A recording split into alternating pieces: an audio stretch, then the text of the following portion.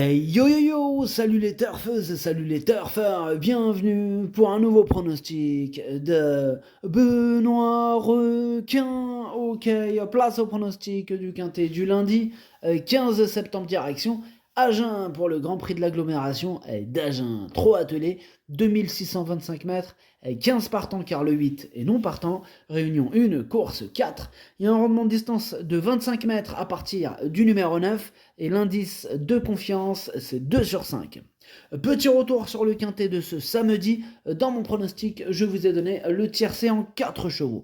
Et cette vidéo, je la tourne avant l'arrivée du quintet de ce dimanche et je reviendrai dessus demain. Ok, c'est parti, on commence les pronostics et on commence avec le numéro 1, Gold de la Côte, que je n'ai pas du tout retenu. Donc on passe au numéro 2, Icky Joy, et on écoute Fabrice Rodez. Icky Joy monte de catégorie cette fois après avoir réalisé une très bonne année. On verra s'il peut rivaliser avec de tels adversaires.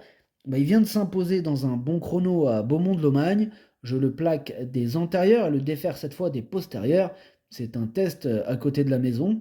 Ensuite, il aura un petit break. Il est dur et avec un bon parcours, il peut se placer. Bah ouais, il peut se placer et comme bon nombre de ses adversaires du jour, ce quintet il est vraiment ouvert, hein. Ça sent la surprise, attention. Voilà, d'où l'indice de confiance de 2 sur 5 seulement. Alors ce numéro 2, moi il me plaît bien, je l'ai gardé, je pense qu'il peut terminer à l'arrivée, mais comme beaucoup, hein, là c'est une grosse question de feeling, hein. Pas facile à déchiffrer ce quintet. Bref, ce numéro 2, je l'ai gardé, mais plutôt en bout de combinaison. On passe au numéro 3, Kingslayer Pellini. On écoute Vincent Martens. Kingslayer Pellini nous a fait plaisir en s'imposant dernièrement Waregem à l'occasion de la grande journée chez nous en Belgique. Auparavant, il s'était montré fautif à 2 reprises. Il peut faire des blagues. Cela dit, il est resté au top. L'engagement au premier poteau est idéal et il s'est imposé sur cette piste au printemps. Tout est réuni pour qu'il termine sur le podium. Ouais, tous les feux sont au vert avec ce numéro 3 qui est tout simplement mon préféré. On passe au numéro 4, Grahika, que je n'ai pas retenu, c'est un regret, c'est mon deuxième cheval de complément en cas de non partant. On reste avec les chevaux de complément avec le numéro 5, Léna d'Orgerès. Il m'embête beaucoup ce numéro 5, c'est d'ailleurs mon gros regret. C'est lui mon cheval de complément en cas de non partant. Attention possible, cassage en vue. On passe au numéro 6, Iggy Rock, et on écoute Stéphane Bouisson.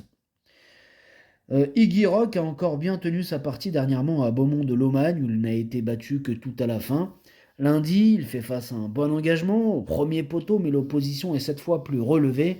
Il sera pieds nus pour la première fois sur le sable. Il est très régulier et va encore faire sa course. Avec un bon déroulement, il peut s'immiscer dans le quintet. Ok, merci Stéphane. Alors ce numéro 6, effectivement, il donne toujours son maximum en compétition, il va encore tout donner.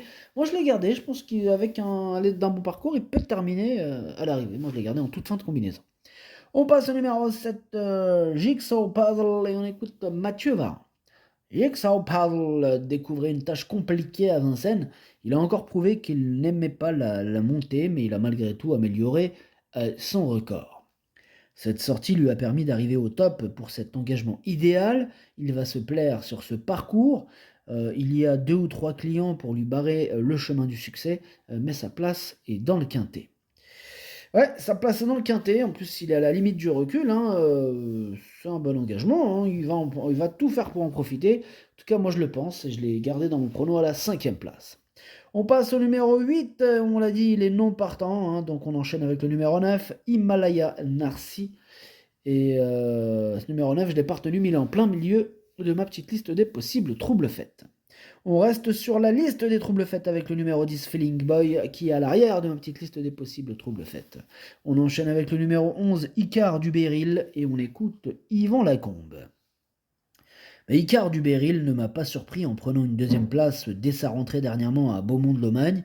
Il avait passé quelques jours à la mer cet été chez Emeline Demigneux et Robin Lamy, et il était revenu dans une très bonne condition. Lundi, il est bien engagé sur une piste qu'il apprécie particulièrement. Il devrait prendre une part active à l'arrivée. Kingslayer Pellini et Jetida sont à craindre. Il est dans son jardin, hein, à Agen. Ce numéro 11 me plaît bien. Je pense qu'il peut terminer à l'arrivée. Je l'ai gardé 6e. On passe au numéro 12. Le 12, bah, pour ma part, moi je ne l'ai pas retenu. Voilà, tout simplement parce que j'en ai préféré d'autres. On ne peut pas tous les retenir, il faut bien faire un choix. On passe au numéro 13.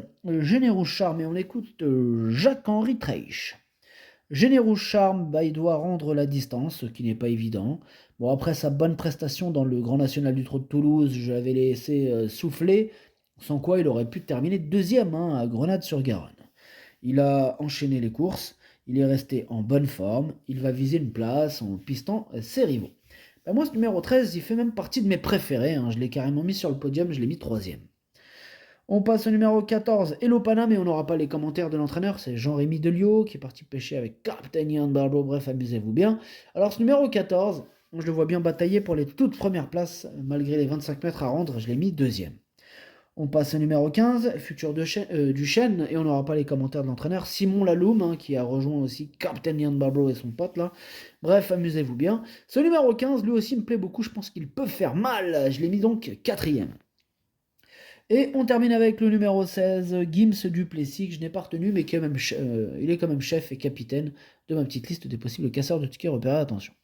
Le pronostic, ça donne 3, 14, 13, 15, 7, 11, 2, 6. Merci d'avoir suivi cette vidéo. N'hésitez pas à mettre un pouce bleu si la vidéo vous a plu. Pour accéder à tous mes tickets pour la course du Quintet, bien rendez-vous directement en description de la vidéo. Vous avez aussi le pronom 8 plus 2 qui vous donne accès au pronom 8 plus les deux chevaux de complément, ainsi que le cheval qui est le capitaine et casseur de ma liste. Merci à tous ceux qui nous ont rejoints et merci à ceux qui vont le rejoindre. À jouer avec modération. Bonne chance, chopez-le-moi. Ciao.